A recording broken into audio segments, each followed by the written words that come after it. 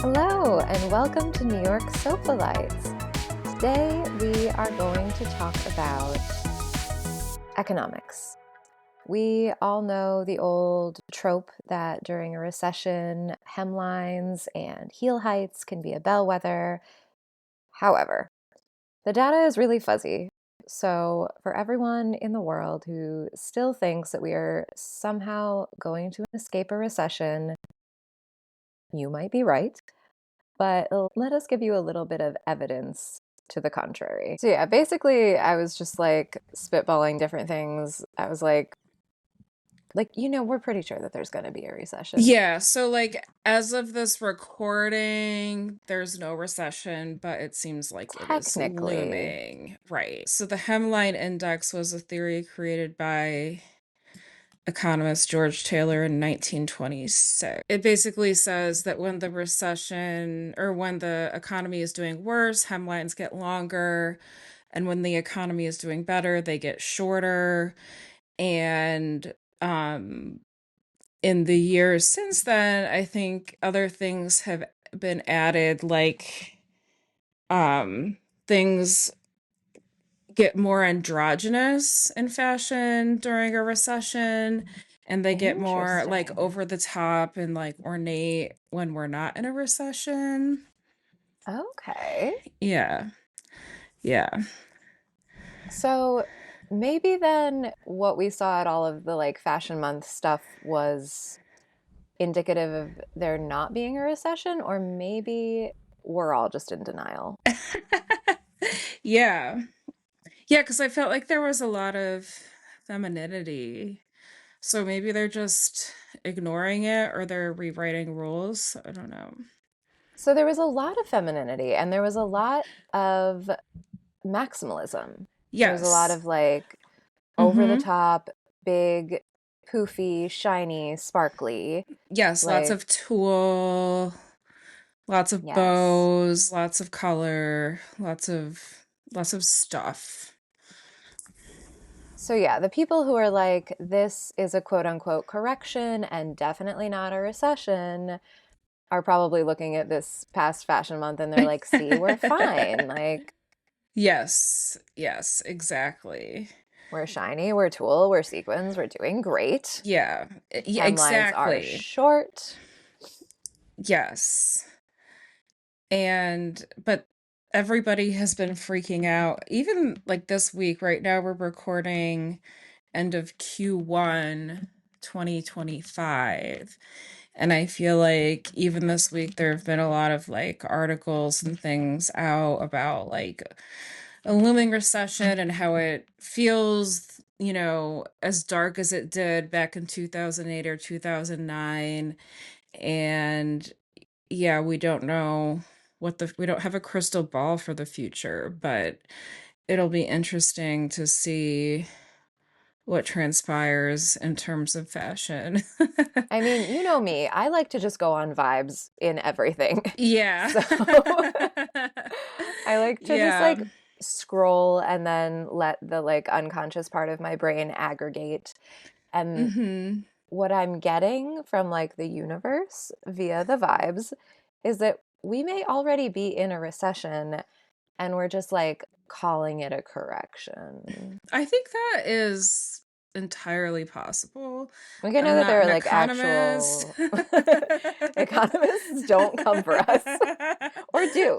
Send us an email, Do. nysofalites at Yeah, we'd gmail.com and love let to us talk to know. you, especially if you work at the intersection of the economy and fashion trends. We'd love to. Data science, fashion people, reach out to us.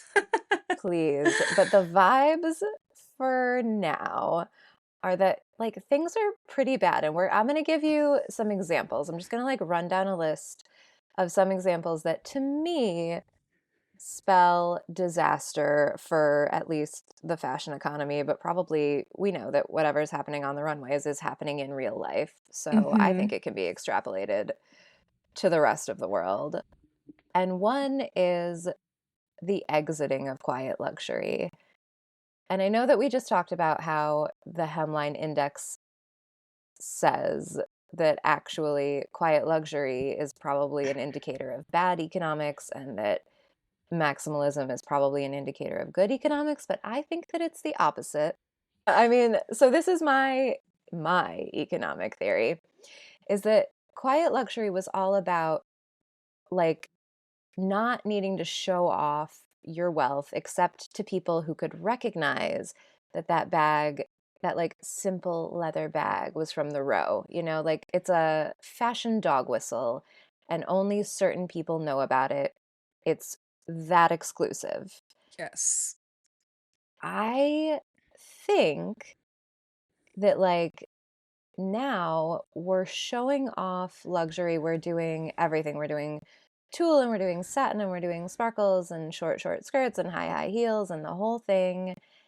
And it seems more like we're trying to convince everyone of our ability to participate in a luxury economy Mhm. and not actually having like confidence in the fact that we can afford things from the row. Yeah.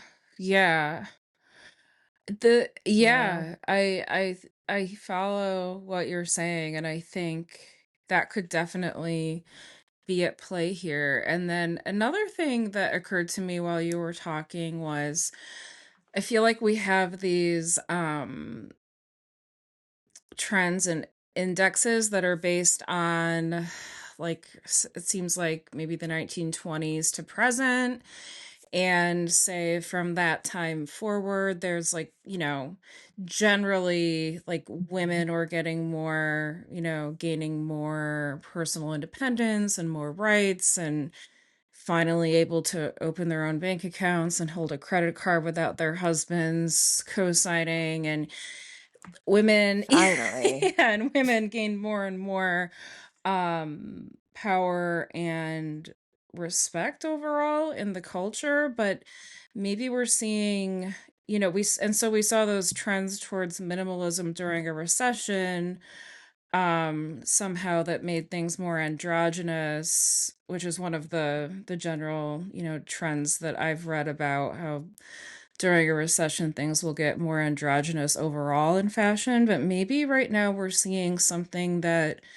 I don't know how to put this. It's not like correlated or caused by the trad wife trend, but maybe we're seeing like a totally different trend right now because women somehow, not because, but somehow related to the fact that women have been like actively losing rights over the past several years. Yes, I know You know exactly what what I you mean. mean? Like a Like, reaction yeah. to all of the Trump bullshit. Yeah, yeah. Maybe we're seeing something that's going to be a new trend given this very different sort of political climate. I don't know. I think so. I think there's definitely, to me, there's a difference between like the androgyny of, say, like the 70s during poor economic times where there was like a lot of very fun gender bending to me kind of Yes. going on. Yes. And it felt like And freedom in a then, way, like women felt like freed of like girdles and all these other things that they had to wear up until yeah, maybe. that like their moms would wear. Yeah. But then also men were feeling a lot of freedom to be like, David Bowie and like Yes. put on a corset and put on a bunch of makeup. Like, Yeah. so that to me feels completely different. And I think possibly the difference is the internet. Maybe. Yeah. And I don't totally know how to identify like a corollary or a causational relationship, but I don't think, like, I think the androgynous or like the menswear looks for women until like maybe this past year have been like actively not fun. Like Yeah. Yeah. like minimalism and women in menswear, like pretty much until maybe like 2023 or like Loewe in 2024 was like actively boring Yeah. and like not fun. And I keep calling out the row because I think that like I like what they're doing, but everything that they sell is just like so boring. Yeah. And like like I get that it's luxury and the quality is like outstanding and all of this stuff, but like I'm pro maximalism. I will put on a fur coat and heels and some Yeah. satin every single time. I've just So accepted I've that about myself too. And in my 30s, I'm just like, I tried minimalism in my 20s for a time, and that was an interesting choice. And I just happen to like dresses and heels, and I'm like fully embracing that now. So I don't necessarily want to see that going away during a recession either, I feel like, yeah. especially this recession, I think it's important. Somebody, oh, I can't remember who wrote this, so I apologize, but someone in the coverage of this past fashion month was citing a weaponization of femininity, Yeah. and I thought that that was so great. And I think we have talked a little bit about that too, where like the volume of the garments is like creating space around the female body and like Yes, yes. so I think that's all a very good thing. I think it can be done in maximalist style. I think it can be done in minimalist style, but Yeah. I think it's all, I don't know. It's all different now with the Yeah, internet. things are so different. I mean, the rate at which content is generated is just it's, unprecedented in human history. And yeah, like I don't even know, like it's just so different than it used to be. But anyway, yeah, I am interested to see how this plays out, because I don't really see people that are in, at all, inclined towards an interesting having an interesting closet. Like, even if there's a recession and our wallets are tighter, I still see people making an effort, like thrifting and pulling out their sewing machines and doing things that, if they like the maximalist looks, I feel like people are gonna have, if there's a will, there's a way sort of mindset. Yes. And I think that especially maximalist looks or like looks that kind of have a lot more going on than like a really simple, like a minimalist piece from like an earlier Loewe or like something from the row is like it's easier to put that together on a budget probably Yeah. at this point. And maybe that's why quiet luxury was like such a flex because it's like, Mhm. you can see that every seam is absolutely in place and where it should be and utterly designed. And I just feel like that's something that like from a quality standpoint is going to start to be really unaffordable. Yeah, yeah, I definitely can see that too. I think, yeah, I think it's going to be even more unattainable for the average, or even above, average income Even person. the Yeah. luxury customer, I mean, you were saying that you have been identifying all of this like quality issues with like, Gucci Yeah. and like Yeah. I it's know. I unbelievable. cry out of one eye. I know. My Dolce& and Gabbana dress that I got last year for a wedding, one of my wedding events. Like, the second time I went to wear it, the zipper broke, and I was like, "What are we dealing with here?" I spent as much on it as I did my actual wedding dress, and they were very good and very gracious, and they repaired it for me and everything, but not impressed, not impressed. And that's not the only anecdotal, story I have or other people have that I've heard. It's like, come on, come on. Yeah. So what that says to me is that even before all of this like craziness with tariffs that we were seeing an upset in supply chains and we were seeing inflation really, really start to affect like the quality. Yeah. And we were seeing a little bit of a freak out, I guess, in the markets and in the stock price of a lot of these luxury brands. Yes. So that to me says that we're headed for a recession. Something else before we get before we go back to economics corner. Something else that's just like a personal pet peeve of mine is that at in the middle of 2024, when it was like, let's take a step back. Let's go back to the summer of 2024 when life was good, when it was the Eras tour, it was Brat summer, Mhm. and when Old Money Blonde was having a moment. And this was at the height of like the old money look trends. And it was like the darker, like more Taylor Swifty kind of blonde. And Mhm. everybody was like, oh, it's like, you know, whoever was having hair that color. I feel like it was so ubiquitous last summer, and yet yeah. I know It it was was like everybody. It the was like darker. Gigi Hadid and Yeah, like, yeah, like, almost, like, a little darker, but, like, and I'm bleached out 'cause I'm spending my time on the beach blonde, right? Like, yes. yeah. And we were calling it Old Money Blonde, and it Yeah. was fabulous. And then the week that Trump got elected, Mhm. I saw the first mention of the exact same hair color begin to be referred to as recession blonde. And folks, for me, that is all the evidence you need. It's the Recession same blonde. color. Is it? Oh my Recession blonde is Old Money Blonde. It's not different.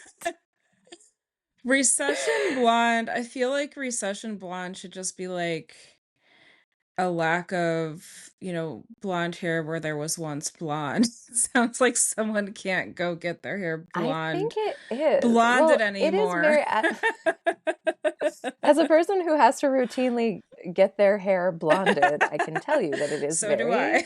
expensive. It is very expensive. It is very expensive, and it is, I dare say, it's an art. My Oh, hairstylist, I yes. love her. She's like an artist, and it is, and that's how I justify the price. I'm like, well, she's an artist, and I'm the canvas, and I'm paying her for It's an her. art and a science, Yeah, frankly. it You is. need It to is. know about color theory, about all of this Yeah. stuff, chemicals and various things. It's Yeah. like, And you have to know the trends, because if someone comes in and says, I want old money blonde, not recession blonde, you kind of have to know or know the right no, questions to ask. it's the same thing. It's absolutely the same thing. What is recession blonde? Is it like, oh, could it be like brassy blonde, like where you can't get it toned? Ew, no. I think that maybe.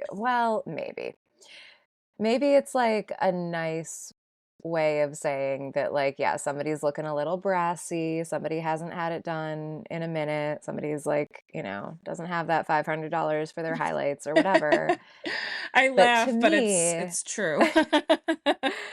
in the coverage that I've seen of Recession Blonde versus Old Money Blonde, it looks to me like they're talking about like just like a darker, like if you're a blonde but not a super highlighted blonde, like the color that your roots would come in if you're a natural blonde, Yeah. and then toned to like a nice neutral or cool, like dark honey kind of blonde. Yeah, I've seen the darker honey called the recession blonde type, right? So I think that that goes against what we know about the hemline index, because if you're spending the money on your hair and you want to look like Millie Bobby Brown and be like Barbie, Britney Spears, Mhm. then that's your fashion flex. And if you now have Taylor Swift blonde, it's because you're choosing to, or you have to spend your money elsewhere versus, you know, pre 2025. If you had the old money blonde, it was because you chose to not put your wealth on Main Street, Yes. but it's the exact same color. I also And either way, it's a choice. Nobody naturally has either recession or old money blonde. Yeah. I remember several years ago, I was at my aunt's house for Easter, and my sister and I and um cousin, three girls were standing in the kitchen, and we all had like naturally colored hair, like we hadn't started dyeing it regularly yet. And she said, "Oh, it's just so refreshing to see, like, natural hair color," and at the time, I was kind of like, what is she trying is she trying to tell me I need to dye my hair blonder? Like, what's going on? But now that, like, I'm a little older and I see, like, everyone's dyeing their hair, I know exactly what she means. Like, we all just had, like, naturally nice color. We didn't have to do recession blonde or old money blonde. We were just blonde or brunette, and it was just what it was. And now we have to decide where we're gonna put our money and if that's where it's gonna go. Yeah. Because I feel like in this day and age of like the internet culture and everybody's looking at us all the time, like every single part about you that people can see is an indicator of your level of wealth. It's true. Yeah. And I also feel like with both Recession Blonde and Old Money Blonde, like, they can probably be done at home too.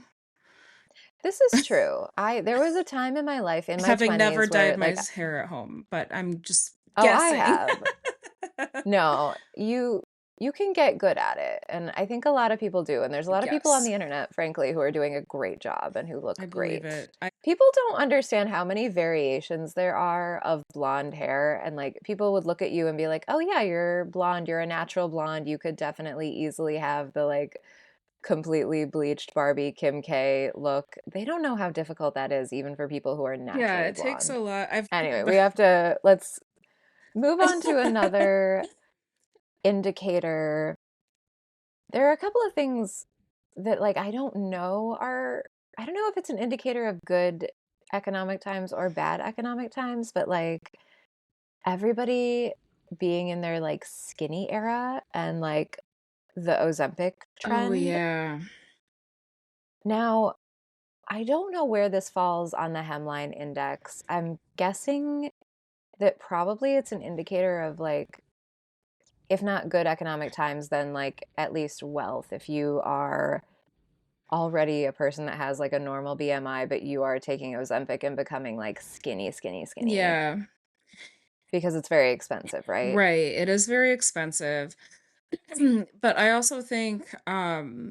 think there's, like, a big trap with that too, because when people do take the plunge and they do it too quickly, it zaps, the sort of life-giving plumpness or whatever from, like, their faces or whatever that X factor is that makes you look maybe a little younger as opposed to a little older.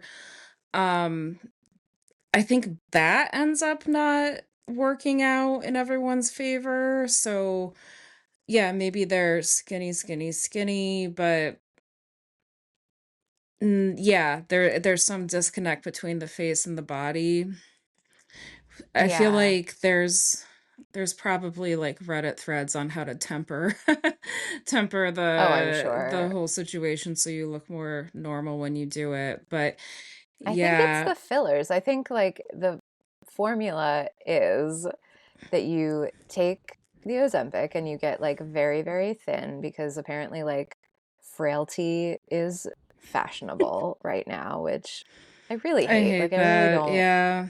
I don't want to be a part of any trend that is like encouraging women to be or look frail. Yeah, me either. It just feels like again, it just feels outdated. It doesn't feel And like fresh. It doesn't feel it feels misogynistic is what it it feels does, and like. it's not healthy to I mean, there's so many issues, but yeah, it feels very Yeah. misogynistic. Eh, And then what they do is like because their face, starts to look really scary, they get like the Lindsay Lohan fillers. mhm. Mhm. And then they kind of look all nicely plumped up in their face and then they just look like very frail in their bodies and I don't know, it's not my favorite trend. I'm hoping that it goes away quickly. I agree. I don't think I just don't like it. I just feel over that whole thing. Um and I feel like Especially when we came from like a place of like I feel like especially during the end of the pandemic, we got so into body positivity and it was yeah, like, let's have models in every size. Let's have every size of person represented in every campaign. Like, Skims, Yes, like, yes, routinely has like what we used to think of as like imperfect bodies, and now we're just like, yes, this is what people look like. yes. But yeah, enough Yeah, Ozempic. let's stop ignoring Ariana Let's stop. Grande's extreme weight loss. Yeah, yeah, I Yeah. something's going on there. I don't know. Enough Ozempic, enough of all that. I'm tired of hearing about Ozempic. Yeah. We don't like it. We don't like frailty being a trend for women. What else we don't like is uh the return to classics in menswear. Now, we were talking about this the other Yeah. day with our husbands, and because my husband was like, "Oh, I'm wearing a tie, but I feel like that might be passé." And I was saying that like all of the runways this past winter have been like really pushing like classically menswear pieces, so like ties and like, Yeah. you know, suiting and three-piece suits and Yeah. vests and belts and the whole thing. Like, And the Met I was not Gala aware. theme coming up is, yeah, Yes. Oh, I can't wait to talk I about that. know. Yeah. We'll tease it for another episode because Yes. we have a whole thing Yes. about the Met Yes. Gala. We'll get everybody primed for the Met Gala. Yes. We're so But we excited. love a well-dressed dude or We love a well-dressed dude. We were just masculine not identifying aware. person. we l- we Yes. love it. Anybody in a suit, like, honestly, we're so happy about it. But also, like, did ties go anywhere? You know? Like, See, that was what surprised me when your husband brought it up. I was like, "Huh." And he's always really well dressed, so I figure he knows what he's talking about. But was that a pandemic I think he thing? is like me and he likes to go on vibes. And he just was like, he's like, yeah, the ties have been gone. And then when they came back on all the runways this winter, like, I guess apparently they're back. And Maybe they're back. anyway, Maybe they're but I back. guess like what I'm saying is that like I don't like the idea that like we're returning to a place in the world where men and only men can dress like men, and like Mhm. I don't like that. I think that we should just skip that. I agree. I agree. Everyone should be able to dress, in a way that they feel comfortable and expresses their sense of personal style. And yeah, I also just wish I was seeing more of that in general. And I mean, I'm guilty of this too, but like just constantly seeing the leggings and the sweatpants and everything while, people are out. Like that's fine, but there's also a certain we could talk about this more later, but I also like taking a certain like pride in like dressing. It doesn't have to be my, most creative or um even most expensive outfit, but just feeling nice when I leave the house is like a nice feeling, you know? And so if we're Yeah. going I think into we a definitely lost touch with recession, that during the yeah, pandemic. yeah, and I'm, included in that, and I'm not trying to throw shade at anyone really. I'm just sort of musing on like I wonder what sort of impact that has on people's like moods and mindsets, and my guess is that during a recession, that we as a population, people would probably lean in even harder to that sort of thing because it's more inexpensive and just easier to manage, I guess. Yeah. Yeah. Like a more casual, in addition to the hemline being longer, which feels like depressed dressing. Yeah. Like, I don't know. Yeah. Because if your hemline is Recession. longer, your garment is probably more expensive because it's more fabric. Right. But in a recession, your hemline is longer because, like, maybe you're just not feeling great about yourself or life and you want to cover everything up. Yeah, yeah. Or yeah, you're just yeah, you're not feeling as much freedom. And I mean, because money, having extra money I think wherever you are at the socioeconomic whatever socioeconomic level, if you have, like, a little more money, if your money goes a little longer, little what's this phrase? Like, if it goes a longer way, then you have a Hmm. greater sense of freedom, like, to a certain point, like, money will equal freedom, um, and so if you're dealing with the opposite of that, then you feel less free and, maybe in a related way, less likely to wear something that's out there and more fun and wear something that covers you up more. I might be rambling now, but I can see that. No, that makes a lot of sense to me, and I feel like is a little bit frightening. But again, maybe based on all of the runways we've just seen, that is not a concern because I feel like we did have a lot of fun, like at Milan Fashion Week, especially, but at all the fashion weeks, we kind of saw things that they did have a sense of fun and they had a sense of whimsy. yeah. And it was, it seemed like brands, as much as they wanted to like return to form in some ways, they were really trying to catch us off guard and give us something a little bit unexpected, even if that unexpected thing was just like going back to stuff that they know works. Yeah. Yeah, for sure. There's also like if people do have a little more money to play with, maybe sort of the converse of what I said, and like more to your point, maybe they'll spend a little more money and have fewer pieces and fewer things, but they'll be more fun and higher quality and more hopefully more reflective of what makes them comfortable and who they are. So maybe there's a trend to be watched, potential trend there too. Yes, I think that that is a big thing. And I don't know where this falls on the recession, non recession thing, but having like, instead of having the capsule wardrobe of kind of these like really indescript pieces of like, you know, the old money trend where it's like, your pieces are black, white, camel, gray, and you can't really tell. You mix and match them, and it's like, Mhm. a way that you can have many, many different combinations and different outfits without anybody really knowing it.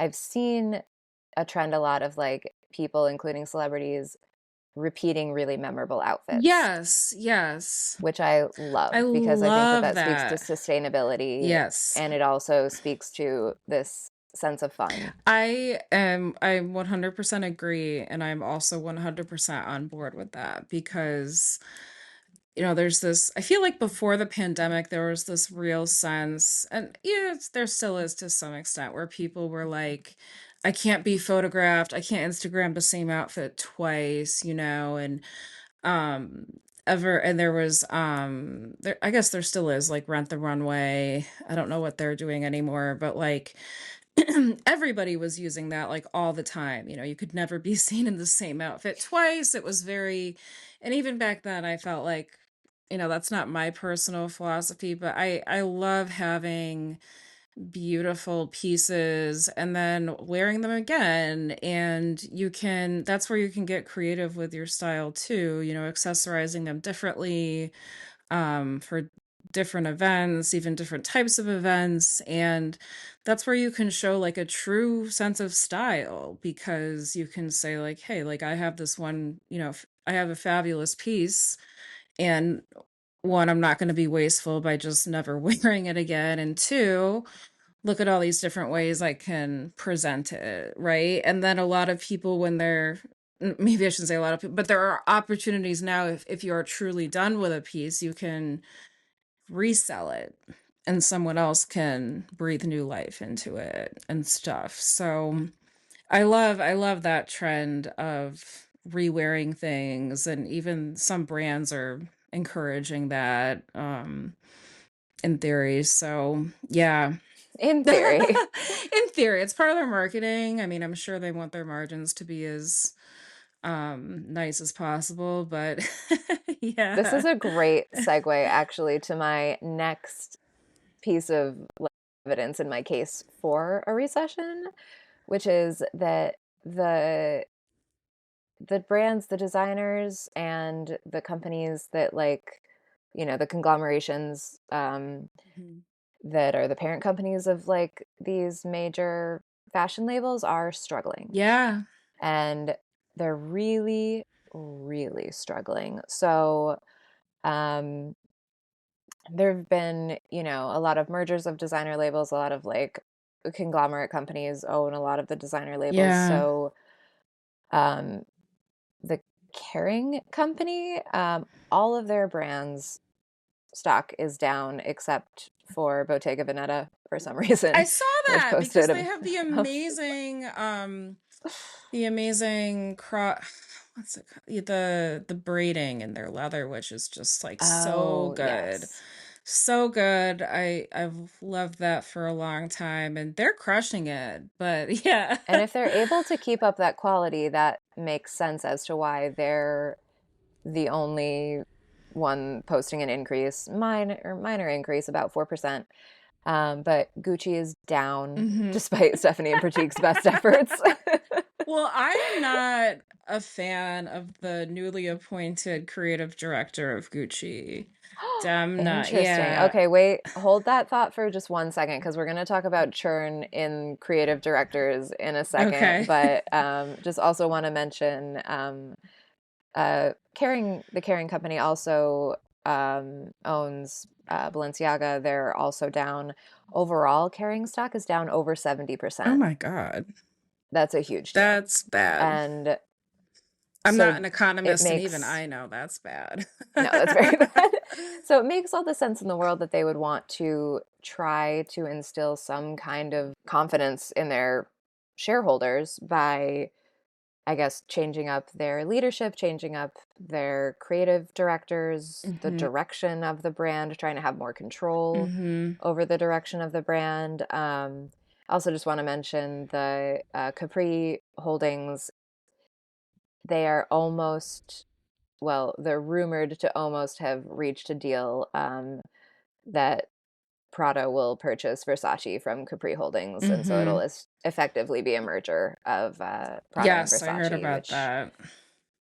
I think is really interesting. And the holding company, Capri Holdings, will be selling it at a loss. Yeah. They purchased it for about 1.8 billion, and it seems like the rumored deal is about 1.6. So it seems like, even though Prada has all the faith in the world in the Versace label, you know, Yeah. the it's being divested, and people are, probably because of their stakeholders' recommendation or their shareholder recommendations, are not having confidence in the major design houses to make money. And Mhm. so, Yeah. and this could be just because, we know that luxury spending went through the roof during COVID because everybody had all of this extra money and they were like, why not? Yeah. And maybe this is a correction. Maybe this is the purest form of an example of a correction that we can possibly be seeing. But I don't know. COVID seems like a very long time ago. It seems like if a correction was going to happen, it would have been like a little bit gradual. Yeah. This seems like a reaction to more immediate, more recent Events. world events, shall we say? Yeah. Yeah. So I I don't would agree with know. that, and yeah, in general. But yes, let's get down to it because so many designers have new creative directors as of this past fashion month. I will Yeah. list them: Chanel, Gucci, Louis Vuitton, Givenchy, Bottega Veneta, Maison Margiela, Calvin Klein, and rumored Dior may be picking up Jonathan Anderson, who just left Loewe. So Saw after that. having like Yeah. the fucking best run that Loewe has ever seen, so I'm a little bit confused. He's been there for a while. He's been there for a Maybe while, he's yeah. ready for that next step in his career. Maybe he feels like he's brought it as far as it can go under his leadership. Um Yeah, I don't know, Yeah. but I honestly, I mean, in the summer of 2024, like when Challengers came out and like all of the Loewe stuff, it was all over all of the red carpets. It was incredible. Even this past like fashion season, we had the Iowa Debris was wearing that like amazing Loewe suit with the gold feathered tie. Like yeah. I really, really have been liking what Jonathan Anderson has been doing over there, and I think that it brought suiting to Yes. women's wear in such a cool, fun way. So I'm sad to see him I go. am too. Now, please tell me your thoughts on Demna, Dema at yeah. Gucci. Demna, Yeah. I mean, he's the guy, so you might have remembered since I don't know how long he was at Balenciaga, but that's where he was. And he yes. was there during that period of time where they had those campaigns with little kids carrying like teddy bears in bondage outfits and stuff like that, like super Okay. weird slash gross kind of like sexualization of children, kind of venturing Okay. into that Yep, yep, yep. area. And he also, I feel like he also trolls luxury consumers. Like he is also the guy, Mm.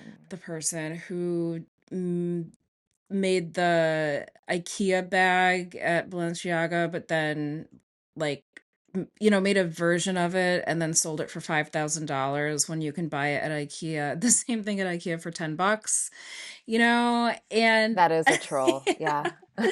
yeah, and I It's like the opposite of the Walmart yeah, Birkin. exactly, exactly.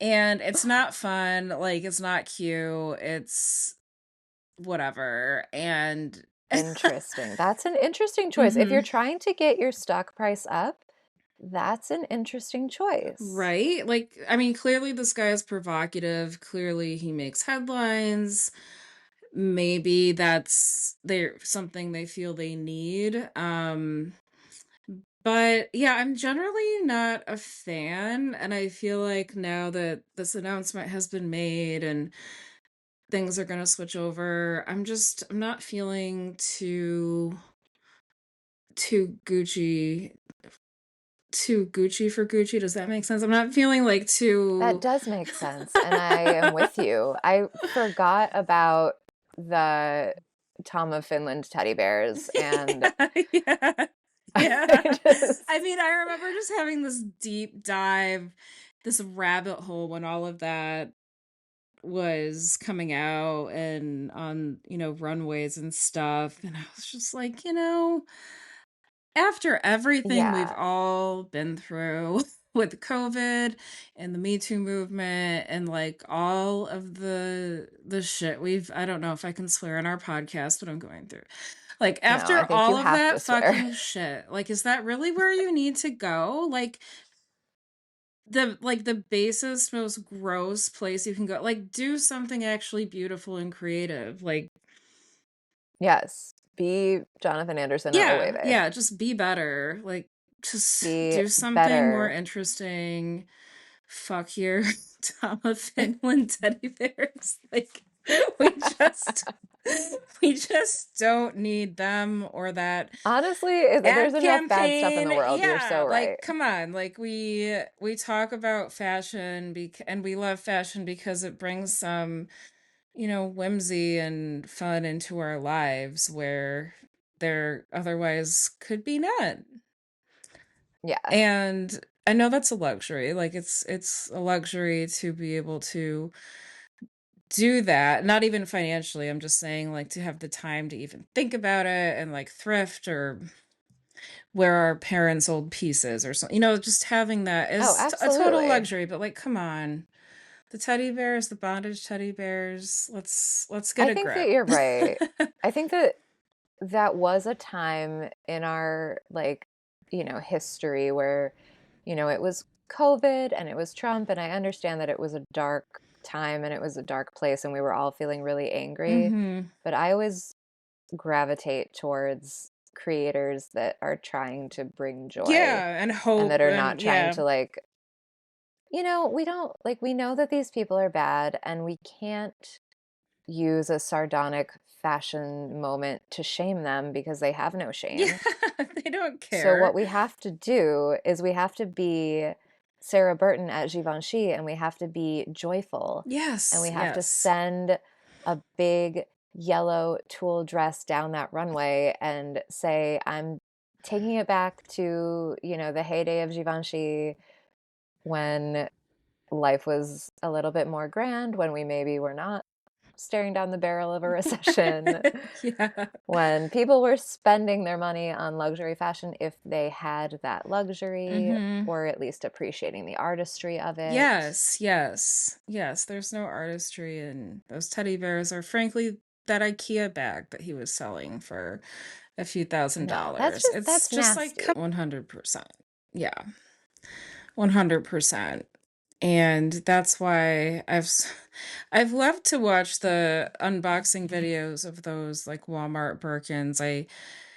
Oh, I'm I'm just fascinated. so fascinated when people unbox them and they're so excited that, they got this Birkin, and then it's fascinating, and, like, honestly, I'm happy for them.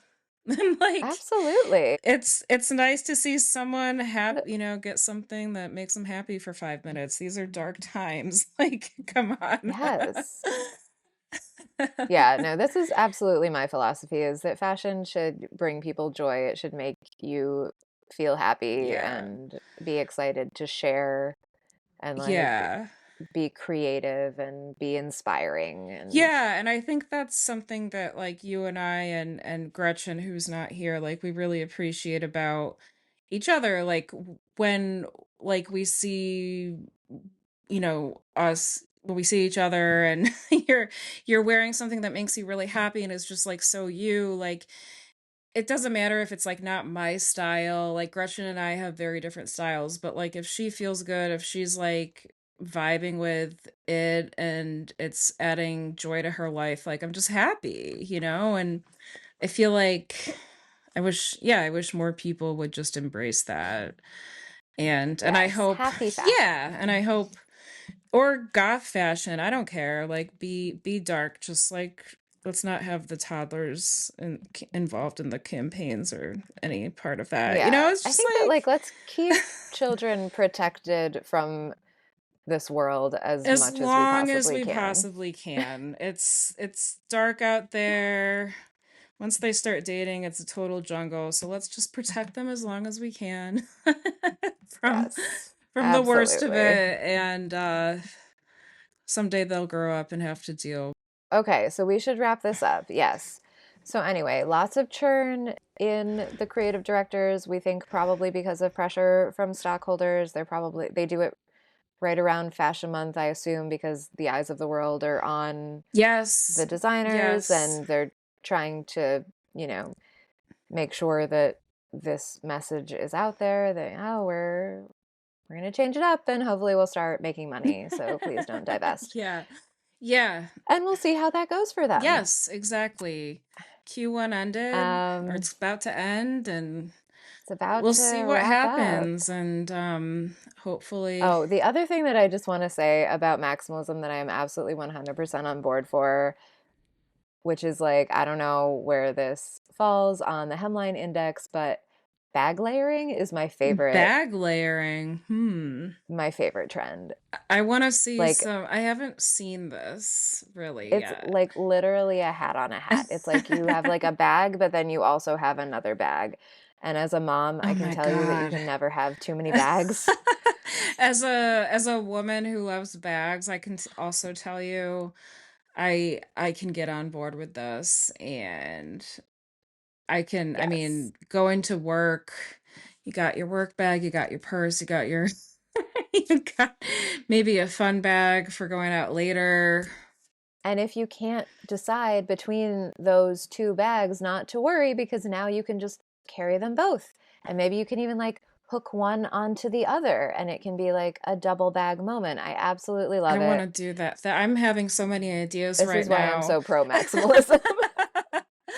I love maximalism, and I love that people have started to embrace that recently because for a while it was just minimalist, minimalist, minimalist, which I appreciate as a person of Scandinavian descent and someone married to a Virgo, like I get it. Um, but it's just never gonna be who I am. No, we gotta be us, and we gotta carry multiple bags. Yes, yes, yes. We gotta clip them all together and give a new And meaning to the also word like bag double lady. belts. I I feel like love a I've double seen a lot of belt. double Yeah, belts, and I'm really here for I'm it. here for that too. I'm here for that Yeah, I have too. a hard time choosing between accessories, and if I don't have to make that choice and I can just pile them both on, I'm doing it. So, 100%. I agree. And yeah, I'll layer necklaces, I'll layer belts. Now I can layer yes, bags. I'm loving it. we're layering everything. I'll layer it. I can't wait. Yes. I always get excited this time of year too in the Northeast where the weather's getting a little better and you can have more fun with fashion. It's And you great. can still wear a lot of layers. Like it's still very Yes. cold at some parts of the day and then like very nice at other parts of the day. It's really lovely. Yes. Yes. It's great. It's great. All right. So we started talking about recession fashion, and I hope we can keep this conversation going as we watch the economy do whatever it's going to do. And I'm sure Gretchen will have thoughts on this as well. Yes, and we will definitely continue this conversation because another thing that I think signals that we're headed for a recession, I could be wrong. Please send us an email if you think that we are not correct about this. But celebrities needing jobs, like having their own reality shows, perhaps, I think it's all part and parcel. So we're going to talk about some celebrities and their reality shows And and then they're like throwbacks to like the early 2000s style like reality shows. It's just it's so brilliant many stuff. thoughts. We're we're talking about the Baldwins. Let's We could stay just tuned say their names, yeah. if you like us are obsessed with Alec and Hilaria Baldwin. Please join us in the future Yes. for our coverage of this absolutely unhinged phenomenon. Help us remember our vegetables in English. Sorry. All right. Enough of that. All right. All All right. right, we've done it. We did it.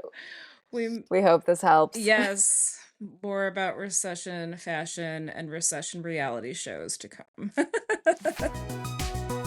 See you next time. Bye.